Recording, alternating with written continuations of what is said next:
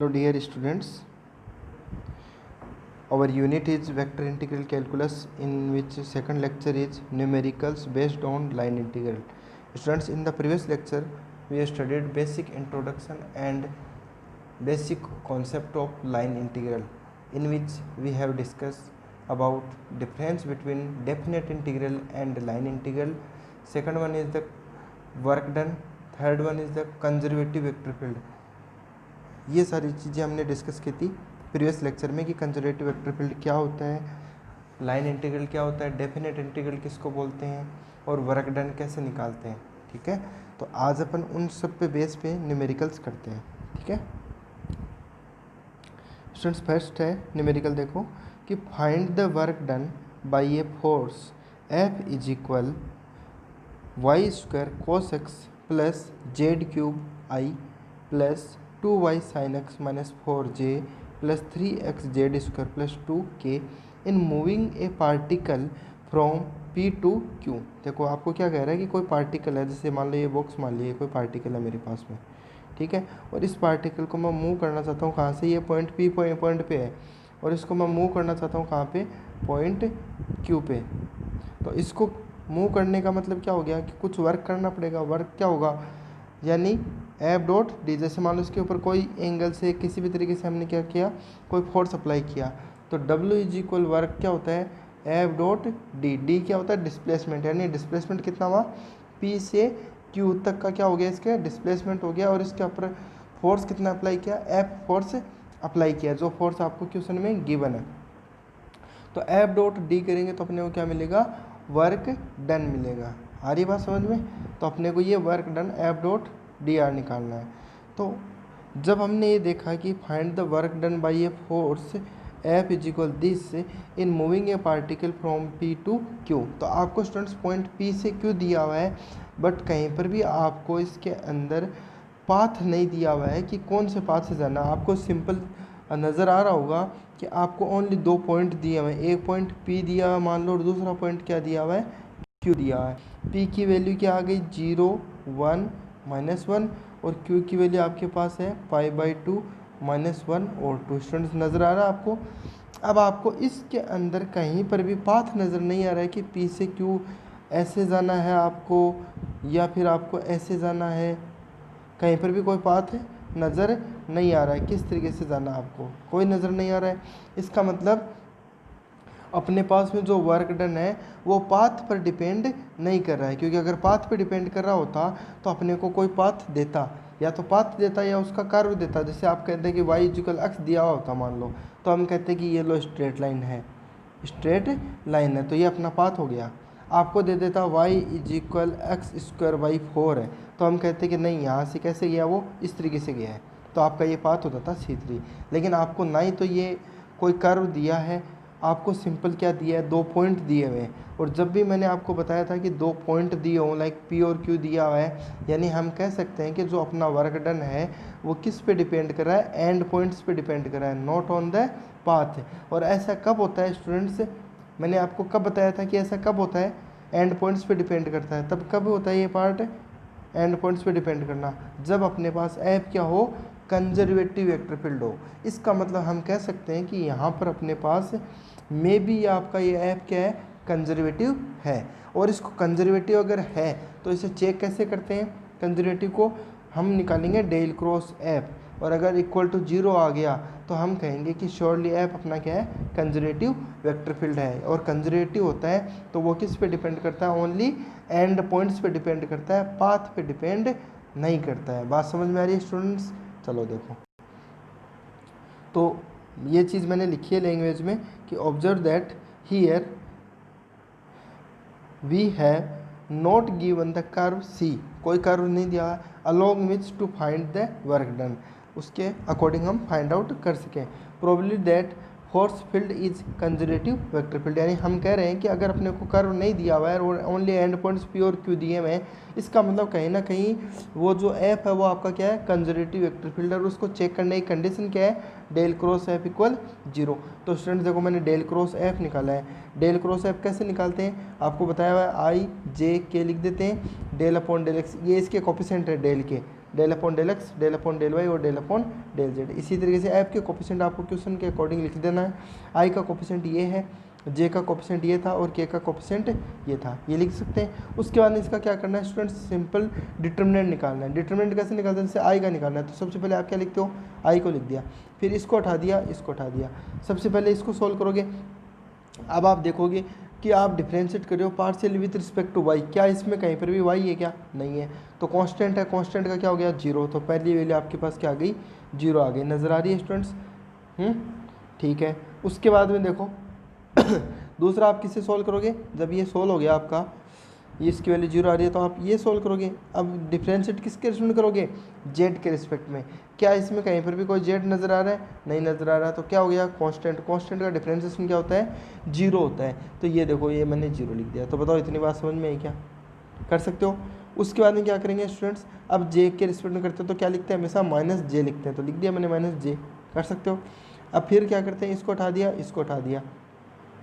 ये हटाने के बाद सबसे पहले क्या करोगे, इस पार्ट को इससे मल्टीप्लाई करोगे, तो जब मल्टीप्लाई करें तो डेल अपॉन डेल एक्स का मतलब क्या हो गया, इसको क्या करेगा, डिफरेंशिएशन, और डिफरेंशिएशन करेगा तो बताओ 2 का डिफरेंशिएशन क्या होगा, जीरो, और यहाँ पर 3x(z) स्क्वायर का करेंगे तो x का 1 हो गया, तो क्या बचेगा 3z स्क्वायर, तो वो मैंने देखो 3z स्क्वायर लिख दिया, दिख रहा है आपको, ठीक है। उसके बाद में क्या करूँगा स्टूडेंट्स, अब इसको सोल्व करूँगा इस पार्ट को। जब आप इसे सोल्व करोगे तो डेल अपॉन डेल जेड है, तो इसे जेड के रिस्पेक्ट में डिफरेंशिएट करोगे तो पहला पार्ट आपको दिख रहा है वाई स्क्वायर कोस एक्स, क्या इसमें कहीं पर भी जेड दिख रहा है, नहीं दिख रहा, तो क्या हो गया, कांस्टेंट, कांस्टेंट का डिफरेंशिएशन क्या होता है, जीरो होता है। फिर आओ आगे जेड क्यूब, जेड क्यूब का डिफरेंशिएशन कितना होगा, 3z स्क्वायर, तो मैंने लिख दिया 3z स्क्वायर। बात समझ में आ रही है। उसके बाद आओ तीसरा के पर, जब हम के का करेंगे तो ये हटा दिया और ये हटा दिया। पहले स्टूडेंट्स इसे मल्टीप्लाई करोगे, अब आप देखो 2y तो दिख रहा है आपको, तो 2y लिख दिया। साइन एक्स का डिफरेंशिएशन क्या होगा, cos x होता है, लिख दिया। -4 का क्या होगा, जीरो होगा, हटा दिया इसको। फिर आप क्या कौन सा सोल्व करोगे, ये पार्ट सोल्व करोगे। विथ रिस्पेक्ट टू y कर रहे हो तो पहले तो जेड क्यूब का करो, जेड क्यूब का क्या हो जाएगा, जीरो, हट गया, तो इसका करो वाई स्क्वायर का कितना होगा 2y, तो ये लिख दिया आपने 2y cos x। जब आप इसे सोल्व करोगे तो आपके पास ये देखो जीरो हो ही गया, ये दोनों कट जाएंगे और ये दोनों भी सेम है, कट गए, तो अपने को क्या मिल रहा है, फाइनल वैल्यू जीरो मिल रही है। और जीरो मिल रही है इसका मतलब हम कह सकते हैं कि अपने पास ऐप क्या है, कंजर्वेटिव है। और स्टूडेंट्स मेरा बताया आपको, जब भी ऐप कंजर्वेटिव होता है तो हम क्या लिख सकते हैं, ऐप इजिकल क्या लिखते हैं कि ग्रेडियंट फाई, जहाँ पर फाई क्या आपका स्केलर पोटेंशियल बोलते थे, याद है क्या, ऐसा क्वेश्चन सोल्व किए अपने काफ़ी सारे, इसके अंदर पोटेंशियल फाइंड आउट करना और ये सारी चीज़ें की है। तो हम कह सकते हैं कि अब ऐप इजिकल क्या हो गया, ग्रेडियंट फाई हो गया। तो स्टूडेंट्स देखो मैंने ये तो लिख दिया ऐप, दिख रहा है, ये तो पूरा ऐप हो गया, और ग्रेडियंट फाई को मैं ये लिखता ही हूँ, ये लिख दिया। फिर हम क्या करेंगे, कोफिशिएंट्स को कंपेयर करेंगे। जैसे यहाँ पर आई का कोफिशिएंट क्या है, del phi upon del x, तो लिख दिया del phi upon del x. इधर आई का कोफिशिएंट कितना है, y square cos x plus z cube है, तो ये लिख दिया मैंने y square cos x plus z cube, ठीक है। फिर जे का कोफिशिएंट लो, जे का कोफिशिएंट कितना है, del phi upon del y, तो ये लिख दिया del phi upon del y. और इधर जे का कोफिशिएंट कितना है, 2y साइन एक्स माइनस 4, तो ये लिख दिया 2y साइन एक्स माइनस 4। फिर आओ के का कोफिशिएंट कितना है, del phi upon del z, इधर के का कोफिशिएंट कौन सा है, ये वाला पार्ट है, इसको लिख दिया 3x जेड स्क्वायर प्लस 2। कर सकते हैं इतना। अब स्टूडेंट्स आपको एक टोटल डेरिवेटिव का फॉर्मूला बताया, मैंने लास्ट क्लास में भी बताया था, एक बार दोबारा बता देता हूँ आपको। टोटल डेरिवेटिव हम कैसे बनाते थे, जैसे ये फाई है, किस पे डिपेंड कर रहा है, एक्स वाई और जेड पे, ये किस पे डिपेंड करेगा, टी पे और टी पे। तो टोटल डेरिवेटिव क्या लिखते थे, d phi upon d t, याद है ऐसा कुछ, क्या लिखते थे इसको, del phi upon del x d x upon d t, फिर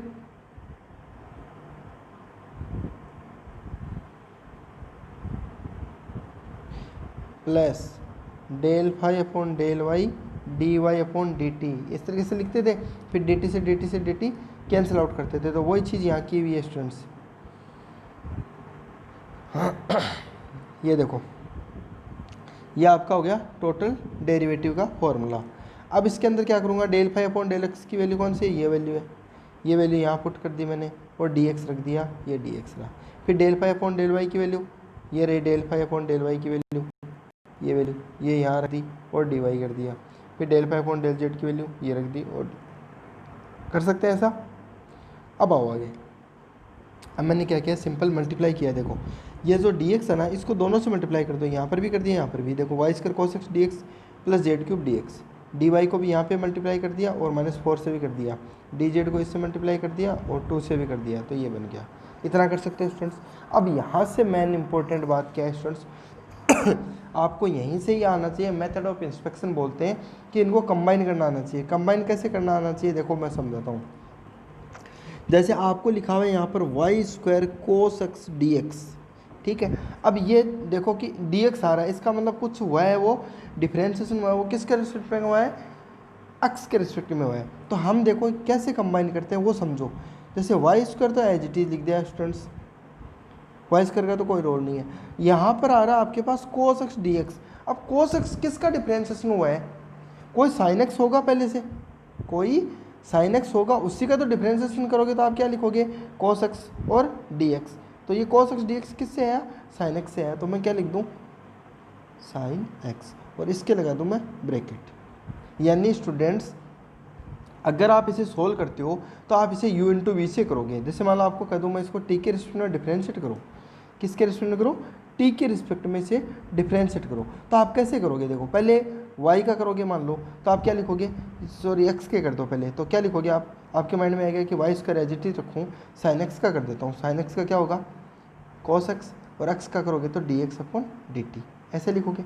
फिर प्लस करोगे आप, इस बार क्या करोगे, वाई स्क्वायर का करोगे तो वाई स्क्वायर का क्या होगा 2y, ठीक है, और कॉस एक्स को एज इट इज, और y का करोगे तो d y upon d t, ठीक है। सॉरी साइन एक्स है ना, साइन एक्स को एज इट इज लिखना था स्टूडेंट्स। देखो वाई स्क्वायर का कितना हो गया 2y हो गया, साइन एक्स को एज इट इज रखा, और y का करेंगे तो d y upon d t करेंगे। तो डी टी अगर मैं कैंसिल आउट कर दूँ तो आपको क्या ये नज़र आ रहा है कि वाई स्क्वायर कॉस एक्स और 2y sine x d x, इन दोनों को कंबाइन कर सकता हूँ। तो देखो यहाँ पे आपको दिख रहा है एक तो y square cos x d x, ठीक है, तो दूसरा क्या मिलेगा आपको 2y sine x d y. इन दोनों को मैंने क्या लिख दिया, पास पास में लिख दिया। इसी तरीके से स्टूडेंट्स इससे जेड क्यूब डी एक्स है, तो आप ये सोचो कि जो d है उसके पास क्या है, एक तो जेड क्यूब आ गया, x का ही तो डी एक्स हुआ है, तो यहाँ पर क्या लिख दिया जेड क्यूब एक्स। तो एक तो वैल्यू मिलेगी आपको जेड क्यूब एक्स का क्या किया डी एक्स, दूसरी वैल्यू मिलेगी एक्स तो एज इट इज़ मिलेगा, जेड क्यूब का करोगे तो कितना होगा 3z स्क्वायर डी जेड। तो 3x Z square D Z भी दिखेगा आपको, ये दिख रहा है देखो 3x Z square D Z. तो हम कंबाइन करना सीखना चाहिए आपको स्टूडेंट्स। तो कंबाइन कैसे किया, देखो ये चीज़ और ये चीज़ को एक साथ में लिख दिया, जेड क्यूब डी एक्स और ये वाला पार्ट एक साथ में लिख दिया, और ये तो सिंगल सिंगल है तो सिंगल सिंगल लिख दिया इन दोनों को। बताओ समझ में आई क्या इतने बात। अभी मैंने आपको बताया कि इन दोनों को कंबाइन करके मैं क्या लिख सकता हूँ, d of y square sine x लिख सकता हूँ। इसी तरीके से इन दोनों को कंबाइन करके क्या लिख सकता हूँ, d of Z cube x लिख सकता हूँ, और ये दोनों चीज़ें एज इट इज़ लिख दी। अब उसके बाद क्या करेंगे, इंटीग्रेशन करेंगे स्टूडेंट्स। तो इंटीग्रेशन करेंगे तो कैसे लिखेंगे, देखो इंटीग्रेशन के फॉर्म में लिख देंगे। अब आप देखो डी फाई का इंटीग्रेशन करेंगे तो क्या आएगा, फाई आएगा। डी ऑफ कुछ भी होता है इसको थीटा मान लिया करो, डी थीटा मान लिया करो, डी थीटा का क्या होगा थीटा, इसको भी थीटा मान लिया करो, डी थीटा का क्या होगा थीटा। यहाँ +2 है, डी जेड का कितना होगा जेड होगा, -4 है, डी वाई का कितना होगा वाई होगा, और प्लस में क्या आ गया सी आ गया। बताओ इतनी बात समझ में आ गया। तो आपने क्या निकाल लिया स्टूडेंट्स, फाई निकाल लिया। अब हमने ये फाई क्यों निकाला है वो चीज़ समझो कि वर्क डन क्या होता है students, F dot d are होता है, और जब एंड पॉइंट्स पे डिपेंड करता है तो मैंने आपको बताया था कि एफ डॉट डी आर होता है, एफ को हम क्या लिख सकते हैं ग्रेडियंट फाई, और डॉट क्या करते थे डी आर। जब इससे सोल्व करते थे तो हमें क्या मिलता था डी फाई, तो वो लिख दिया डी फाई। और डी फाई का इंटीग्रेशन कितना होता है फाई, फाई के अंदर लिमिट पुट करेंगे पी और क्यू, तो पहले क्या बनेगा फाई ऑफ क्यू फिर -फाई ऑफ पी। तो इसलिए हमें फाई की ज़रूरत थी तो हमने फाई पहले निकाल लिया। अब आपके पास फाई ऑफ क्यू निकाल सकते हो क्या, देखो फाई ऑफ क्यू मान लो पूछा आपसे, तो फाई ऑफ क्यू में मतलब क्यू की वैल्यू कितनी है ये है। अब ये वैल्यू कैसे होती है स्टूडेंट्स, पहली वैल्यू होती है वो एक्स होता है, दूसरा वाई होता है, तीसरा जेड होता है। तो आपके पास देखो यहाँ पर है फाई, ये आपको फाई दिख रहा है, इसके अंदर देखो एक्स की जगह क्या रखोगे π/2। जब आप एक्स की जगह π/2 रखोगे तो साइन π/2 कितना होता है, साइन π/2 होता है 1, ठीक है। वाई स्क्वायर, तो वाई की वैल्यू कितनी है -1, -1 का स्क्वायर करोगे तो कितना देगा +1। तो ओवरऑल पहली वैल्यू आपके पास क्या आ गई +1 आ गई। तो देखो यहाँ पर 1 दिख रहा है आपको, पहली वैल्यू क्या आ रही है, 1 आ रही है। समझ में आ रही है कि स्टूडेंट्स? ठीक है, दूसरी वैल्यू देखो, दूसरा में क्या आ रहा है, फाइव वाले में यहाँ आ रहा है एक्स जेड क्यूब। क्या आ रहा है, एक्स जेड क्यूब। तो एक्स की वैल्यू तो कितनी है, 1 तो आ गया आपके पास, इससे तो क्या आ गया 1। फिर इसमें रखोगे वही चीज़, तो एक्स की वैल्यू कितनी है, π/2, तो आप लिख दोगे π/2। जेड क्यूब, जेड की वैल्यू कितनी है 2, 2 का क्यूब करोगे तो कितना आएगा 8, तो आपके पास दूसरी वैल्यू क्या आ गई 8। तो देखो ये आ रहा, दिख रहा आपको, π/2 और 8। इसी तरीके से आप नेक्स्ट वैल्यू निकालोगे और ये इस तरीके से कर लोगे। तो आप इसको जब सोल्व करोगे स्टूडेंट्स, तो आपके पास वैल्यू कितनी आएंगी, देखो 9, आप 2 से कट कर दो यहाँ पे इसको, तो कितना आएगा 4। तो ये एक तो बन गया 4 पाई, 4 4 4 8 और प्लस 1, तो ये कितना बन गया 9। तो 9 + 4 5 + c, ऐसे लिख सकते हो। सिमिलरली हम क्या करेंगे स्टूडेंट्स, उसी फाई के अंदर x की वैल्यू 0 रखेंगे, y की वैल्यू 1 और z की वैल्यू -1 रखेंगे, तो आपको ये वैल्यू मिलेगी। इसको सोल्व करने पर आपके पास क्या आएगा, -6 + c।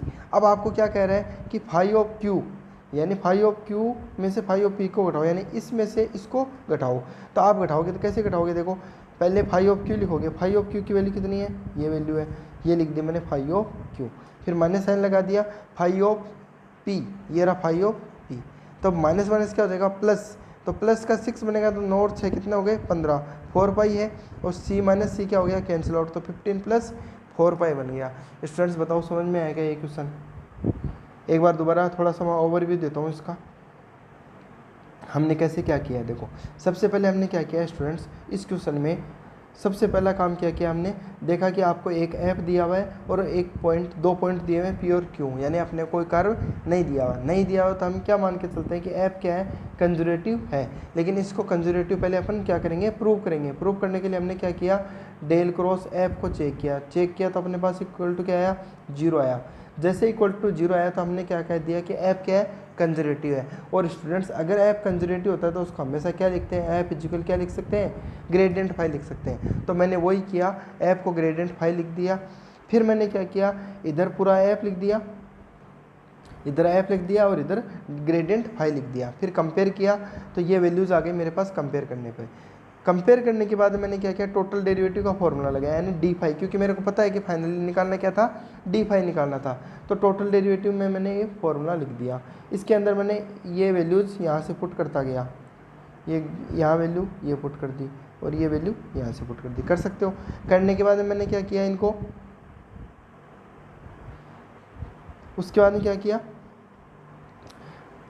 इनको dx को दोनों से मल्टीप्लाई कर दिया था, dy को दोनों से मल्टीप्लाई कर दिया, dz को दोनों से मल्टीप्लाई कर दिया। मल्टीप्लाई करने के बाद मैंने मेथड ऑफ इंस्पेक्शन लगाया था।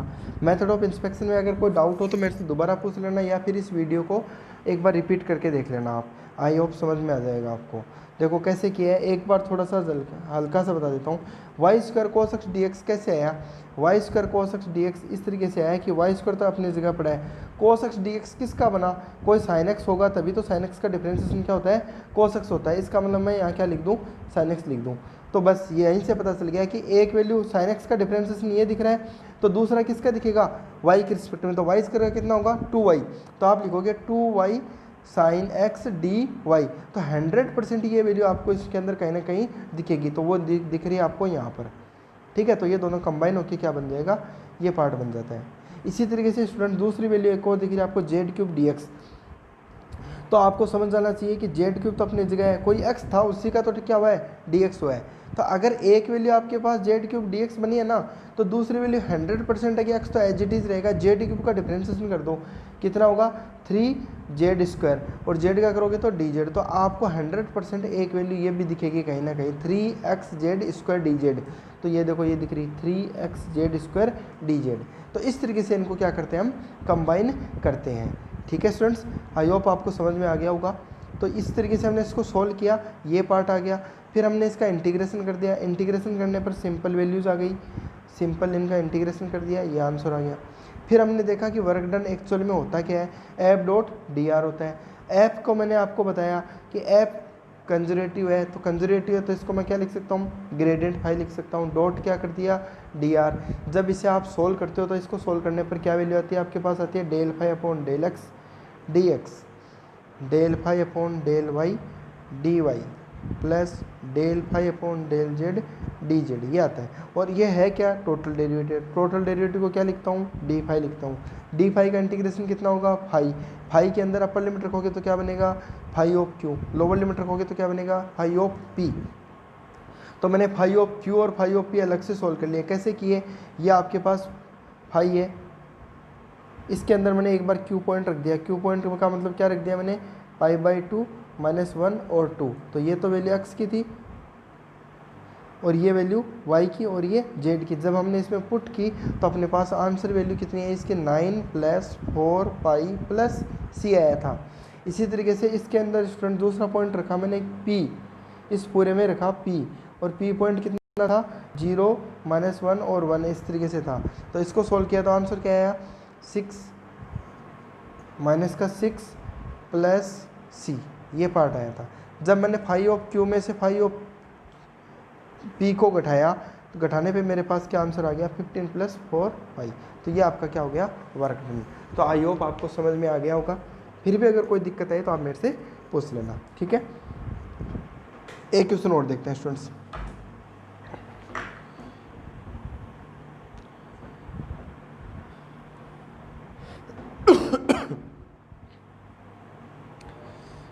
देखो स्टूडेंट्स, आपको इस नेक्स्ट क्वेश्चन में समझ में आ जाएगा कि पहले वाले क्वेश्चन में इसमें क्या डिफरेंस है।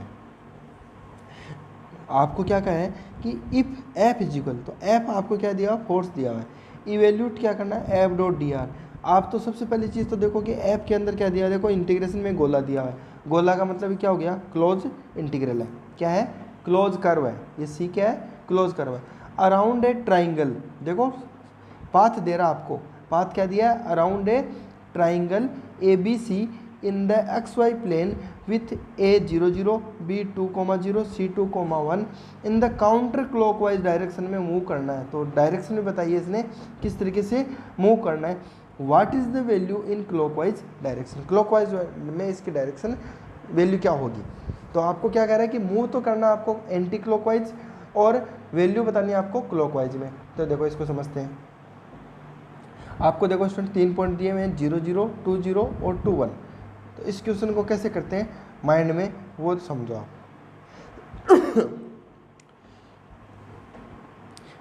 पहले स्टूडेंट्स अपन कर्व ड्रॉ करेंगे।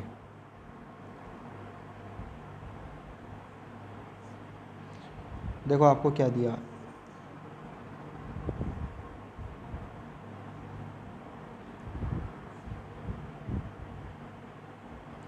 ये आपके पास में एक्स एक्सिस हो गई और वाई एक्सिस हो गई।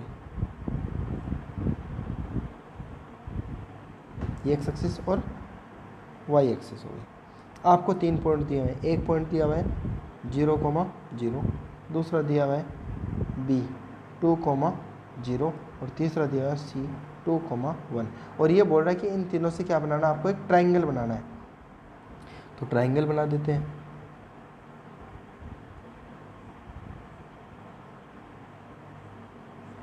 देखो ये पॉइंट है 0 0, इससे स्टार्ट किया, पहले आप यहाँ गए, ठीक है, फिर यहाँ से इस तरफ गए, ठीक है, और फिर यहाँ से इस तरफ आ गए।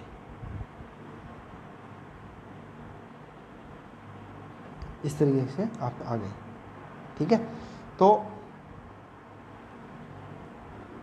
ये पॉइंट तो हो गया आपका स्टूडेंट्स A 0, 0 और 2, 0। देखो x की वैल्यू 2 है और y की वैल्यू 0 है, तो ये पॉइंट कौन सा हो गया B, इसको क्या बोलते हैं 2, 0, और ये हो गया C 2, 1।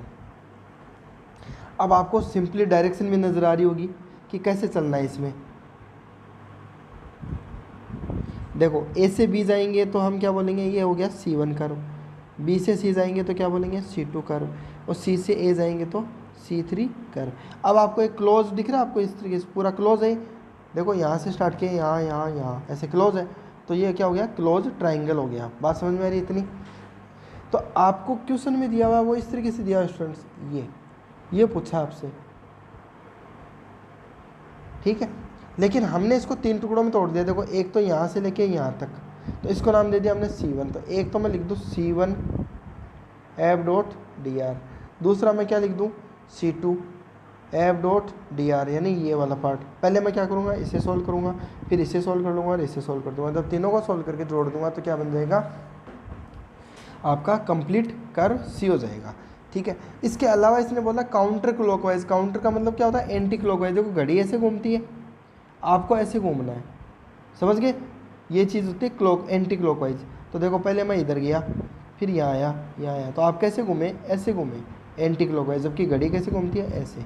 तो ये बोल रहा है एंटी क्लॉकवाइज घूम के तो आपको सोल्व करना है और आंसर बताना आपको क्लॉकवाइज डायरेक्शन में। बात समझ में आई क्या स्टूडेंट्स? इतना ये कर्व बनाना आ गया। चलो अब आते हैं आगे, अब कैसे सोल्व करते हैं इसको वो देखते हैं क्वेश्चन में।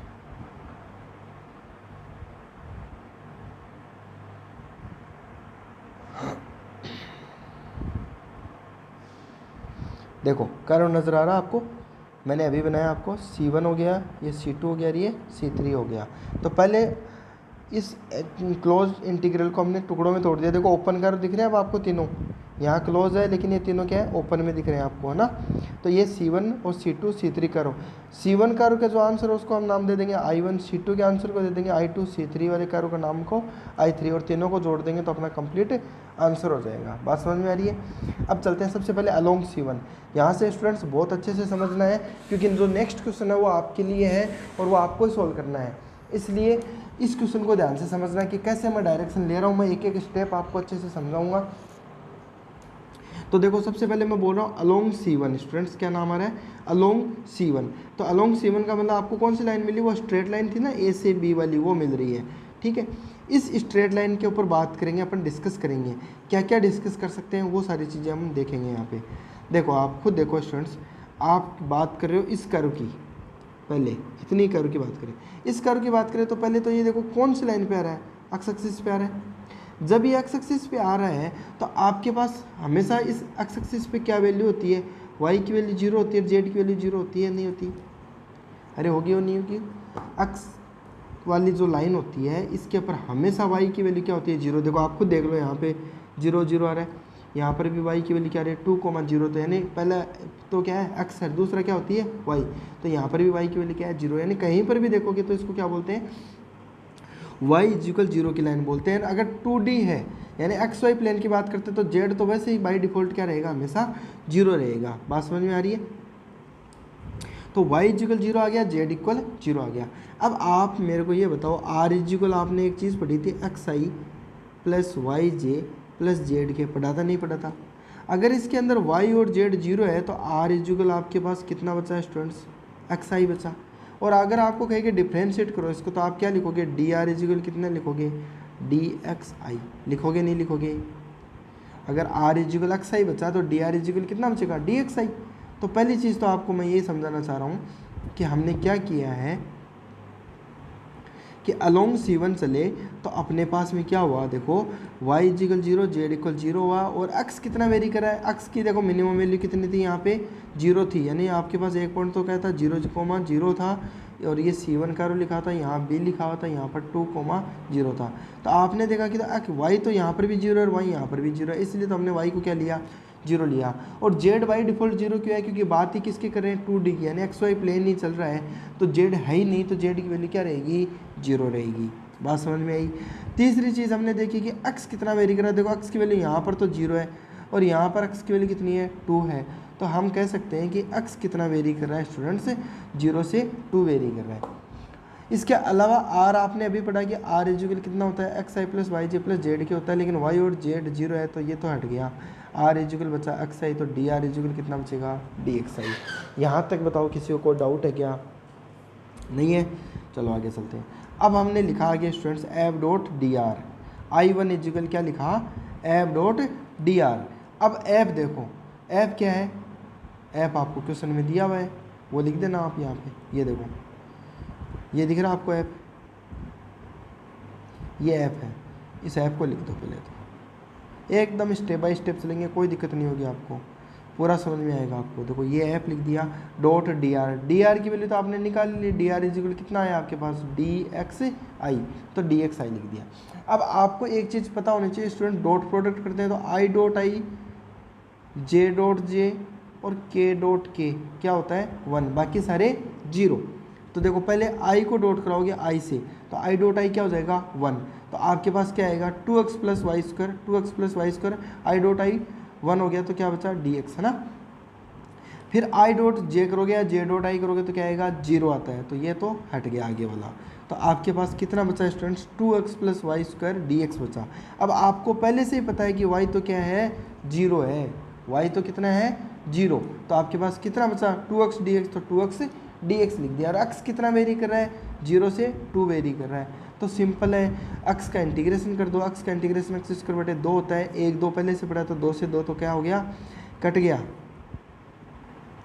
2 से 2 तो क्या हो गया कैंसिल आउट हो गया। और इसमें अपर लिमिट रखोगे तो x का स्क्वायर यानी 2 का स्क्वायर कितना आ गया 4, लोअर लिमिट रखोगे तो 0, तो आपके पास I1 की वैल्यू कितनी आ गई स्टूडेंट्स 4 आ गई।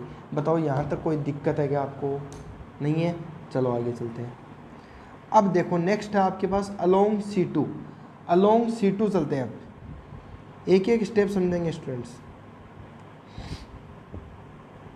और ऐसे ही आपको सोल्व करना है। उसके बाद में जो नेक्स्ट क्वेश्चन है वो आपको सोल्व करना है। देखो पहली चीज़ तो अपन बात करें अलोंग C2 की, तो देखो C2 कौन सा है, ये वाला पार्ट है। अब आप खुद देखो यहाँ पर पहली वैल्यू कितनी है 2,0 है, यहाँ पर कितना है 2,0 और यहाँ पर क्या आ रहा है 2,1। तो आपको एक चीज़ नज़र आ रही है, यहाँ पर भी 2 आ रहा है और यहाँ पर भी क्या आ रहा है 2 आ रहा है, यानी दोनों जगह क्या आ रहा है 2 आ रहा है। और पहली वैल्यू किसकी होती है स्टूडेंट्स x की होती है, तो आपको नज़र आया कि x तो कांस्टेंट है, x की वैल्यू में कोई चेंज नहीं हो रहा है। x यहाँ पर नीचे भी 2 ही था, ऊपर भी 2 है, यानी x तो क्या आ गया कांस्टेंट हो गया। और y कितना वेरी कर रहा है स्टूडेंट्स, देखो यहाँ पर y की वैल्यू कितनी है 0 है, यहाँ पर y की वैल्यू कितनी है 1 है, तो आप कहोगे कि सर y तो वेरी कर रहा है 0 से 1, x की वैल्यू हो गई 2। और बात करें स्टूडेंट 2d की, तो 2d में z की वैल्यू कैसे होती है 0 होती है। तो आपको क्या क्या चीज़ें पता चल गई, एक तो पता चल गया कि x की वैल्यू 2 है, दूसरा आपको पता चला z इक्वल 0 है, तीसरा आपको पता चला कि y की वैल्यू कितनी वेरी कर रही है 0 से 1 कर रही है। अब अगर अपन बात करें r की, तो r इक्वल आपने पढ़ा था xi प्लस वाई जे प्लस जेड के, तो मैं लिख सकता हूँ स्टूडेंट्स r इक्वल x की जगह कितना लिख दो 2 लिख दूँ, तो आप लिखोगे 2i प्लस y की जगह कितना लिखोगे, y तो वेरी कर रहा है तो y तो वेरिएबल हो गया तो y लिख दिया, और आगे क्या कर दिया z की जगह कितना आ रहा है 0, तो 0 लिख दिया, तो 0 लिखा नहीं मैंने। डिफ्रेंशिएट करो तो r का डिफ्रेंशिएशन कितना होगा dr, यहाँ पर कोई भी वेरिएबल नहीं है, कांस्टेंट है, कांस्टेंट का डिफ्रेंशिएशन कितना होता है स्टूडेंट्स 0। y का डिफ्रेंशिएशन करोगे कितना होगा dy और j, तो आपके पास dr की वैल्यू तो कितनी आ गई dy j, dr की वैल्यू कितनी आ गई dy j, ठीक है। और ये x की वैल्यू 2 दिख रही है, z की वैल्यू 0 आ रही है, y की वैल्यू इतनी आ रही है, ये सारी चीज़ें समझ में आ गई। तो अपन आते हैं अब कारों पे।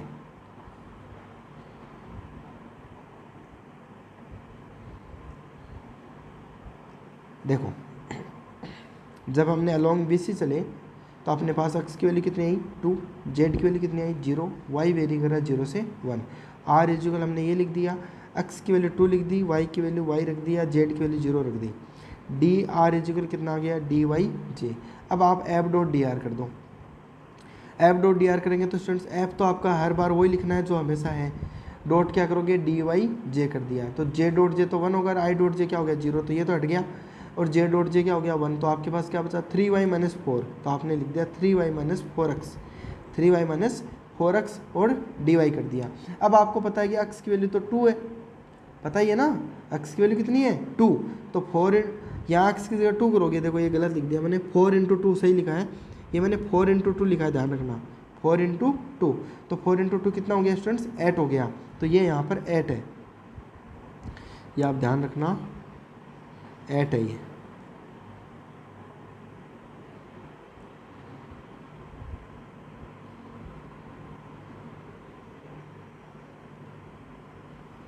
x मत पढ़ लेना उसको जैसे मैंने अभी पढ़ा है,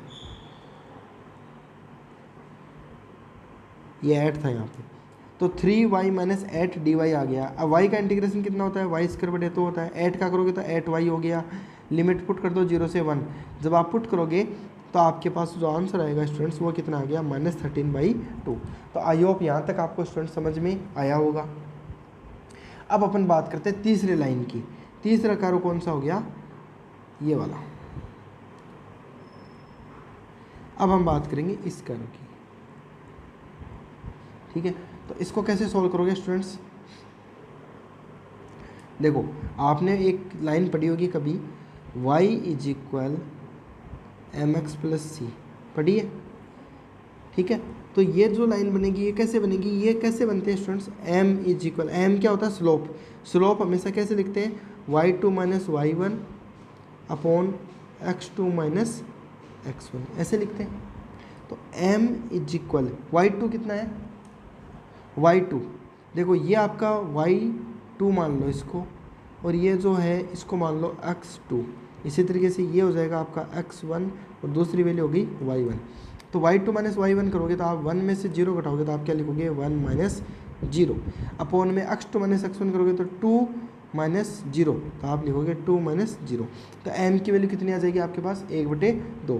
तो आप लिखोगे students y is equal m x plus c था, तो y इज इक्वल आप लिख दोगे x/2। तो आप इतना पार्ट लिख सकते हो, इसमें c की जरूरत नहीं है, y is equal m x भी लिख सकते हो आप,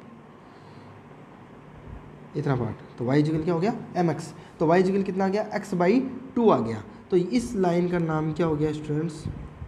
ये जो लाइन है इसका नाम क्या है? y इज इक्वल x/2, या आप इसको x इज इक्वल 2y भी बोल सकते हो। तो आपके पास इसकी वैल्यू क्या हो गई? x इज इक्वल 2y बोल सकते हो, ठीक है। अब आप देखो,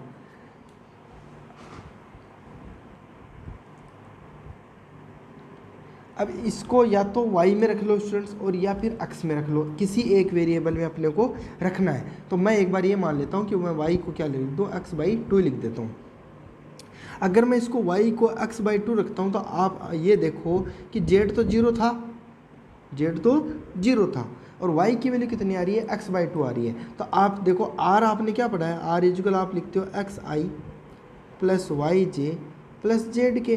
तो r इज इक्वल xi तो अपनी जगह है, y को क्या लिख रहे हो आप? x/2, y को क्या लिख दो? x/2, तो आप लिखोगे x/2j लिख सकते हो, और z को आपने लिख दिया 0, तो हट गया। अब आप देखो dr लिखना, मान लो आपको dr करोगे तो x का क्या हो जाएगा? dxi, फिर प्लस यहाँ पर देखो x/2j है तो dx/2j हो जाएगा। इतनी बात समझ में आई क्या? तो हमने देखा कि dr क्या हो गया? dxi प्लस dx/2j हो गया। बस ये चीज़ें हम पुट कर देंगे।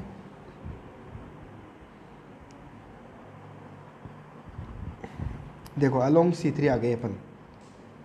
अलोंग C3 हमने देखा कि अपने पास z इक्वल 0 आ रहा है, 2y इक्वल x आ रहा था, x वेरी कर रहा है 2 से 0। ऑब्वियसली बात है कि स्टूडेंट्स आप 0 से 2 मत लिख देना इस x को, ये बहुत इंपॉर्टेंट बात है, इसको समझो पहले।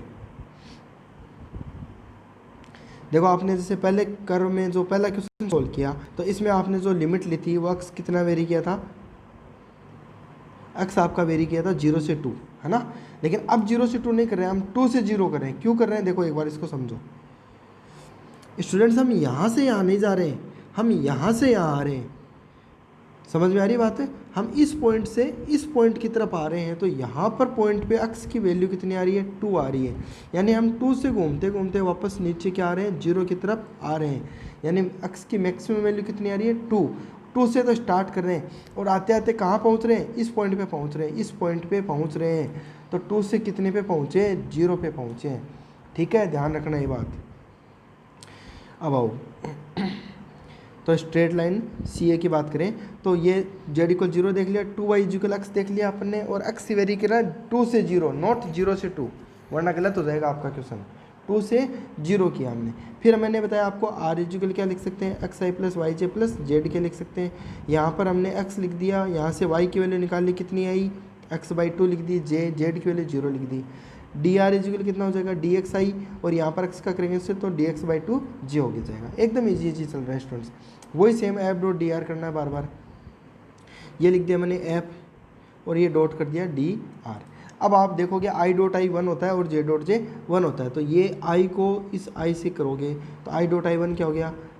1, तो क्या बनेगा? 2x plus y square d x, तो ये लिख दिया 2x plus y square d x. फिर आप करोगे जे डॉट जे 1 होता है तो 3y minus 4x D x by 2, तो 3y माइनस 4x और डी एक्स बाई 2 कर सकते हैं इजीली, यहाँ तो कोई दिक्कत नहीं होनी चाहिए।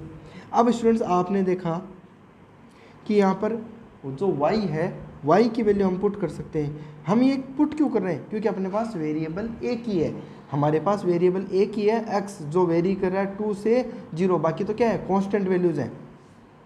इसलिए हम इस सभी वैल्यूज़ को किस में कन्वर्ट करने की कोशिश कर रहे हैं? एक्स में। जैसे यहाँ y दिख रहा है तो y को x में बदल दें, बदल सकते हैं इसलिए बदल रहे हैं क्योंकि y की वैल्यू कितनी है? x/2, स्क्वायर करोगे तो x² y 4 हो जाएगा। तो ये देखो y² को मैंने क्या लिख दिया? x² y 4 लिख दिया। यहाँ पर भी y दिख रहा है, y को क्या लिख दूंगा? x/2 लिख दूंगा। कर सकते हैं ऐसा?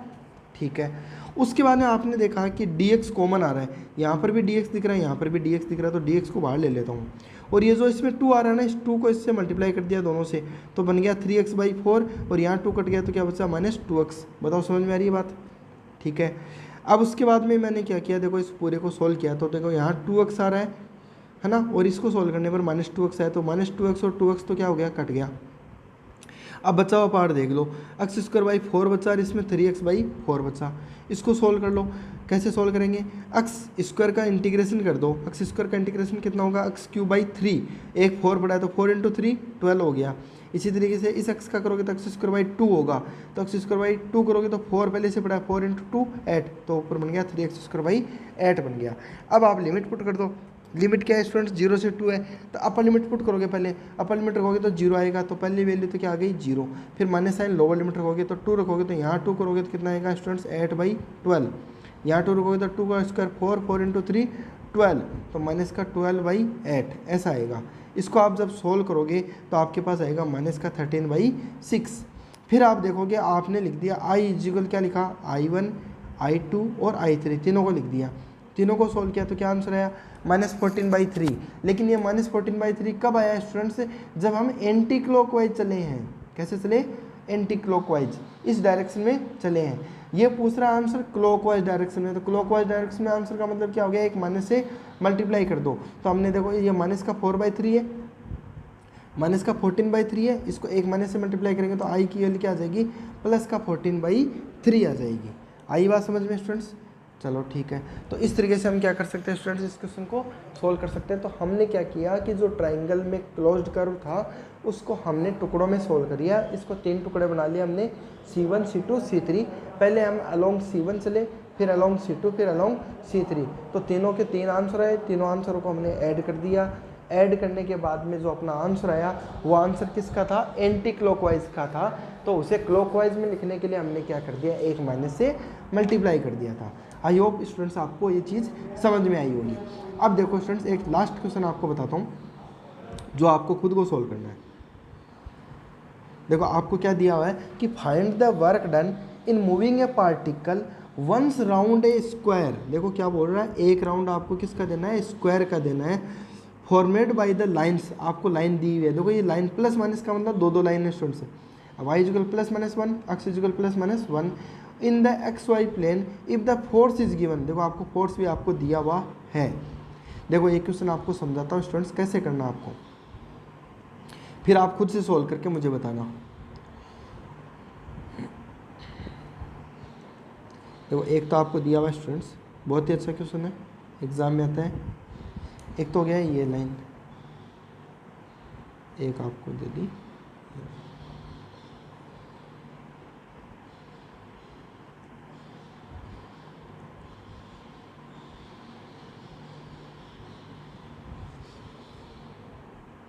अब आपको स्टूडेंट्स इसमें क्या दिया हुआ है देखो,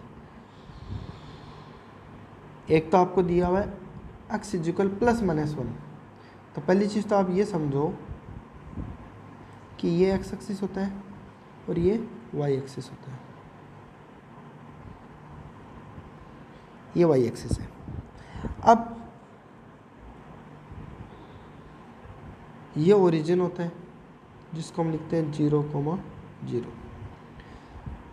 तो इधर x की लाइन चलेगी, इधर y की चलेगी। अब आपको कह रहा है कि x इक्वल +-1 है, तो मैं ये लिख सकता हूँ एक तो x इक्वल +1 है और एक x इक्वल क्या है?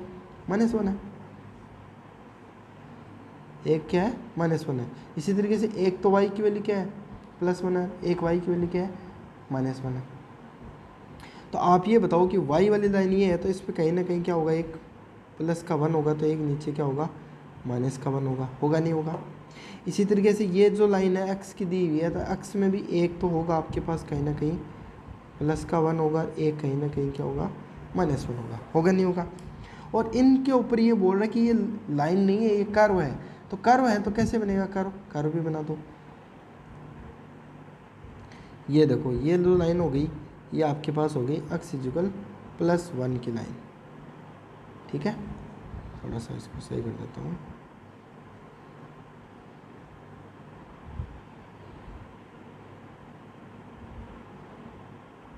ये हो गई आपकी एक लाइन x इक्वल +1 की लाइन। इसी तरीके से एक लाइन खींच दो आप इधर, वो बन जाएगी x इक्वल -1 की लाइन बन गई। फिर आप क्या करो, y इक्वल +1 की लाइन खींच दो, तो ये लो y इक्वल +1 की लाइन हो गई। ठीक है, इसी तरीके से आप y इक्वल -1 की लाइन खींच दो, ये खींच दी। और ये बोल रहा है कि इन चारों से मिलके आपका क्या बन रहा है, एक स्क्वायर बन रहा है। ओबियसली बन रहा है, आप दिख रहा होगा। एक पॉइंट ये मान लो,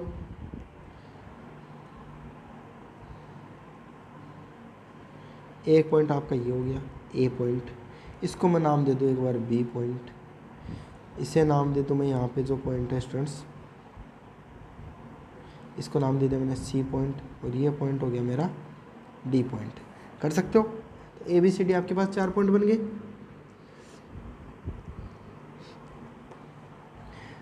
अब इनका नाम दे दो, जैसे ये पॉइंट है ए, ये किससे मिलके बना, देखो -1 है, एक्स की वैल्यू पहले लिखते हैं हमेशा, तो -1, और वाई की वैल्यू क्या आ रही है, +1। इसी तरीके से इस बी का नाम दे, तो एक्स की वैल्यू भी +1 है और वाई की वैल्यू भी +1 है, तो 1,1। इसी तरीके से सी का नाम दे, तो एक्स की वैल्यू तो +1 है और वाई की वैल्यू कितनी आ रही है, -1 आ रही है। और डी का नाम दे, तो डी के अंदर एक्स की वैल्यू भी -1 है और वाई की वैल्यू भी क्या आ रही है, -1 है। इस सेंटर से देख लेना स्टूडेंट्स आप। ठीक है, तो आपको 4 कर्व मिल गए। चारों कर्व को मैं अलग अलग डिनोट करता हूँ। तो एक तो है आपके पास ये कर्व, इसका नाम दे दूँ मैं C1 कर्व, B से लेके C ये हो गया आपका C2 कर्व, C से D हो गया C3 कर्व, और D से A हो गया C4 कर्व। यानी इस पूरे स्क्वायर को सोल्व करने के लिए हमने इसके 4 टुकड़े बना लिए। पहला क्या बनाया, C1 C2 C3 C4। तो जब हम बात करें C1 की, तो स्टूडेंट्स आप यहाँ से देख नहीं सकते हो डायरेक्ट कि जेड की वैल्यू तो आपको 0 ही लेनी है। जेड की वैल्यू 0 क्यों लेनी है, वो इसलिए लेनी है स्टूडेंट्स क्योंकि 2D की बात हो रही है, XY प्लेन की बात हो रही है, तो जेड तो क्या हो गया, 0 हो गया। ठीक है, अब दूसरी चीज़ आपको बहुत ईजी तरीके से मिल जाएगी। देखो ये कर्व दिया है, इस कर्व के अंदर कॉमन चीज़ क्या है वो देख लो। यहाँ पर भी y की वैल्यू +1 आ रही है, यहाँ पर भी y की वैल्यू क्या आ रही है, +1।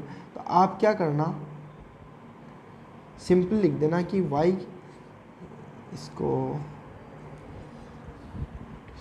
यहाँ पर लिख दो, तो हमें कहाँ जगह नहीं मिल रही है, यहाँ लिख रहा हूँ।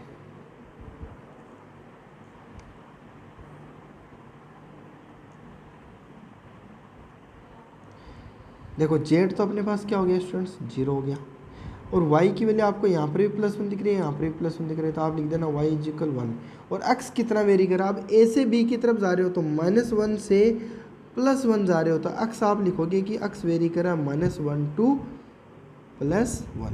इस तरीके से आपने जैसे ये तीनों वैल्यू किसकी निकाल ली, ए बी यानी C1 की निकाल ली। निकाल सकते हो, ऐसे निकाल लेना। फिर आप लिखना r, तो r क्या लिखोगे स्टूडेंट्स, वही xi + yj + zk लिख सकते हो। फिर x की वैल्यू तो x ही रहने देना, y की वैल्यू कितनी लिख दोगे, 1 लिख देना यहाँ पे, और z की वैल्यू 0 कर देना, तो ये 0 हो गया। अब इतना पार्ट बचा, इसको सोल्व करोगे तो 1 आएगा, तो 1j का क्या होगा, 0।